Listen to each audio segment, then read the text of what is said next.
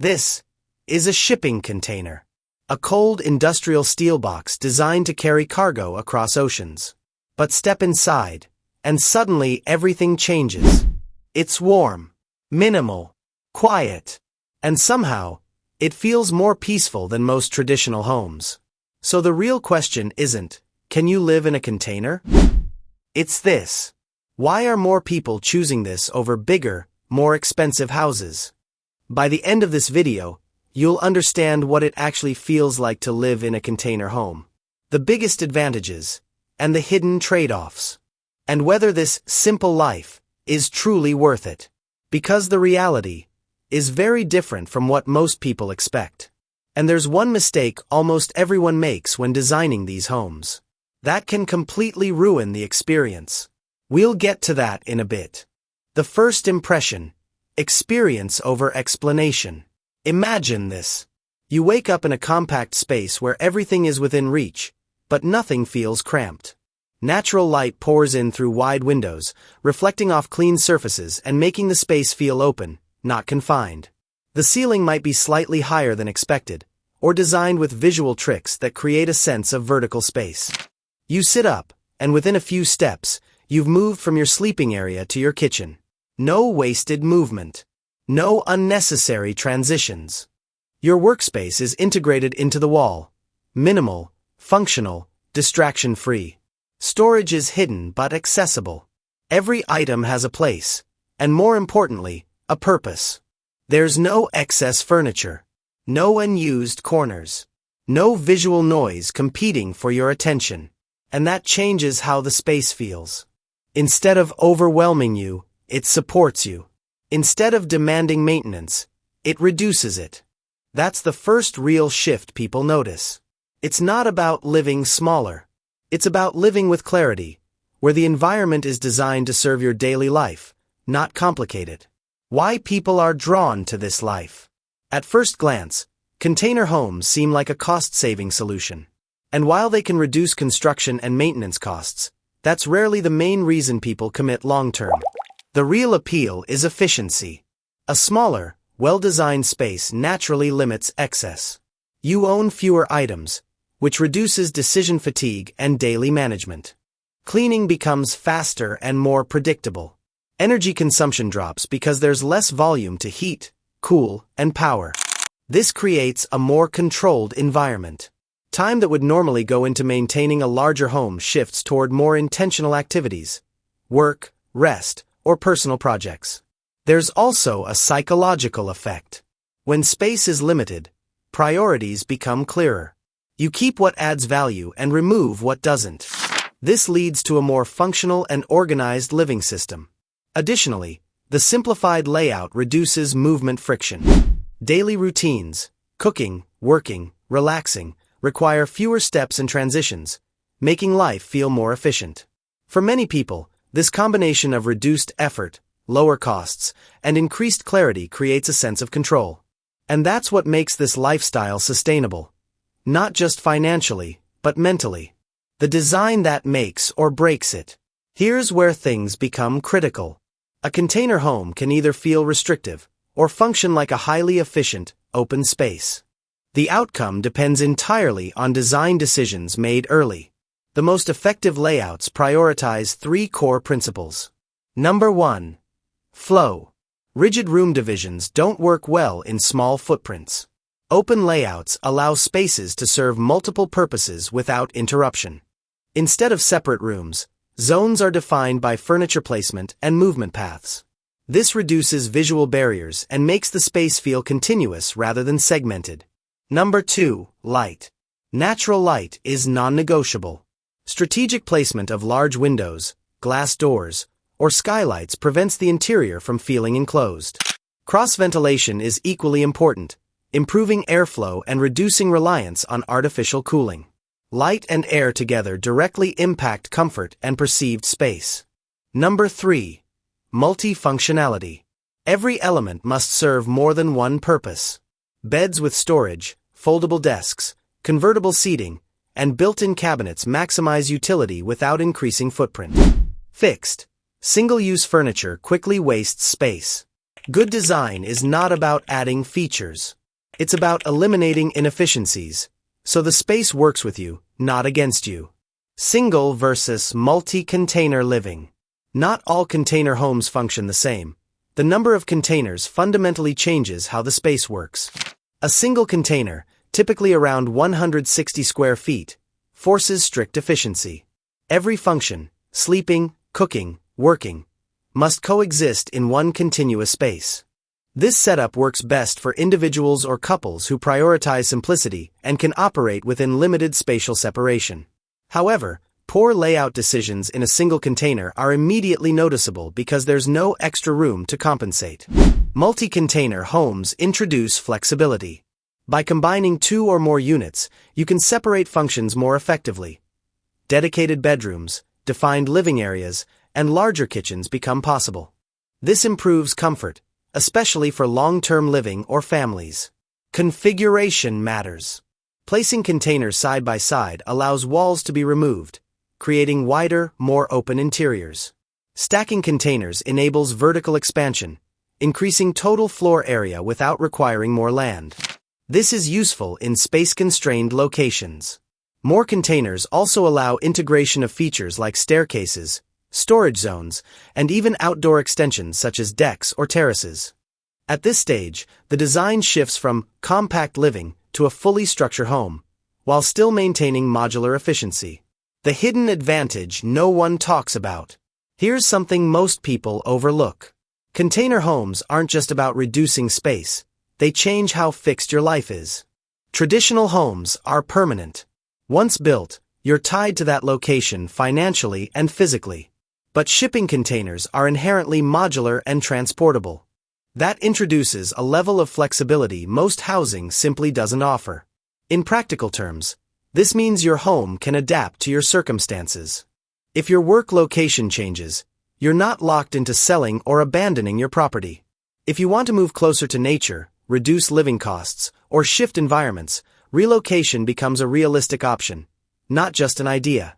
Even when the structure isn't moved frequently, the possibility changes how people think. You're no longer designing a life around a fixed place. You're designing a system that can adjust over time. This also affects long-term planning. Instead of committing to one large permanent structure, you can expand, reconfigure, or relocate in stages as your needs evolve. For many, this isn't just a design advantage. It's a shift toward flexibility, where your home supports change instead of resisting it. The reality check. But here's the part that often gets overlooked. This lifestyle comes with real constraints, and they show up quickly if not addressed early. Space is the most obvious limitation. Without precise planning, layouts can feel restrictive, especially when multiple functions compete for the same area. Storage becomes critical. If it's not built into the structure, clutter builds fast and reduces usability. Thermal performance is another major factor. Steel conducts heat and cold efficiently, which means poor insulation leads to overheating in hot climates and heat loss in colder conditions. Proper insulation, ventilation, and moisture control are essential, not optional. Regulations can also slow things down. Zoning laws, building codes, and permit requirements vary widely and can limit where and how you build. Ignoring this early can result in costly delays or redesigns. There's also a behavioral adjustment. Living in a compact space requires discipline. You need to manage what you own, how you use space, and how you maintain order daily. For some, this creates clarity and efficiency. For others, it introduces friction. The experience depends less on the structure, and more on how well your lifestyle aligns with its limitations. The biggest mistake people make. Remember that mistake I mentioned earlier? Here it is. Most people design container homes the same way they approach traditional houses, starting with how it looks from the outside. But in a compact structure, that approach fails. Because every design decision directly affects daily usability. Prioritizing aesthetics over function leads to problems that compound over time. For example, placing windows purely for symmetry instead of light direction can reduce natural lighting and increase energy use. Choosing standard furniture instead of built-in solutions wastes valuable space. Adding unnecessary partitions can disrupt flow and make the interior feel smaller than it is. Storage is another common failure point. Without integrated storage systems, items quickly accumulate in visible areas, creating clutter and reducing efficiency. Circulation paths are often ignored. If movement through the space isn't planned properly, even simple tasks become inconvenient. In small environments, these issues aren't minor, they're constant. The most effective designs start with daily routines. Where you move, where you store, where you spend time. Then the structure is built around those behaviors. That's the difference between a space that looks good and one that actually works. From basic to luxury. Now here's where things shift. Container homes aren't limited to minimal or budget-focused designs. They can be developed into fully equipped, high-end living spaces when planned correctly. At the structural level, the container simply acts as a modular frame. Once insulation, framing, and interior finishing are added, the constraints of the original steel box become far less noticeable. High-end builds typically focus on material quality and system integration. This includes durable interior finishes like engineered wood, polished concrete, or composite panels. Full electrical and plumbing systems comparable to traditional homes. Smart home integrations for lighting, temperature control, and security. Energy-efficient appliances designed for compact environments. Space is also extended beyond the container itself. Outdoor decks, rooftop terraces, and covered patios are often integrated into the design, effectively increasing usable living area without expanding the internal footprint. Glass plays a key role here. Large panels or sliding systems visually connect indoor and outdoor spaces, making the home feel significantly larger. At this level, the container is no longer the focus. It becomes a structural starting point for building a customized, fully functional living environment. The community side. And this idea extends beyond individual homes. In some regions, developers and small groups are building entire container-based communities designed around shared infrastructure and social interaction. Instead of isolated houses, these layouts cluster multiple units around central spaces, such as shared gardens, walkways, and common areas. This reduces land use per home while improving accessibility and resource efficiency. Infrastructure is often optimized at a community level. Systems like solar energy, water collection, and waste management can be centralized, lowering costs and improving sustainability compared to single-unit setups. From a planning perspective, this model also simplifies development. Repeating modular units allows faster construction timelines and more predictable costs. But the biggest impact is social. Traditional housing often separates people, with limited interaction between neighbors. Container communities are designed to encourage visibility and shared use of space, which naturally increases communication and collaboration. At the same time, each unit maintains private living areas, so residents still have control over their personal space. This balance, between independence and shared environment, is what makes these communities effective. They provide affordability and efficiency, while reintroducing a level of connection that many modern housing developments lack. Why this trend is growing. So why is this movement gaining momentum? Because it aligns with a broader shift in how people evaluate housing. Rising construction costs, higher living expenses, and urban density are forcing people to reconsider how much space they actually need. At the same time, there's growing interest in efficiency, using less space, energy, and resources without sacrificing functionality. Container homes meet these demands by offering modular, scalable solutions that can be adapted to different budgets and locations. More importantly, they challenge traditional assumptions. Instead of maximizing size, they prioritize usability, cost control, and flexibility. This shift, from ownership of space to optimization of space, is what's driving adoption. The real payoff. And this is the part most people don't realize. Living in a container home isn't primarily about cost or aesthetics, it's about efficiency and alignment. Instead of maximizing space, the focus shifts to optimizing how space is used. Every element must justify its presence, which naturally reduces waste, both physical and financial. For some, enough still means larger homes and more features.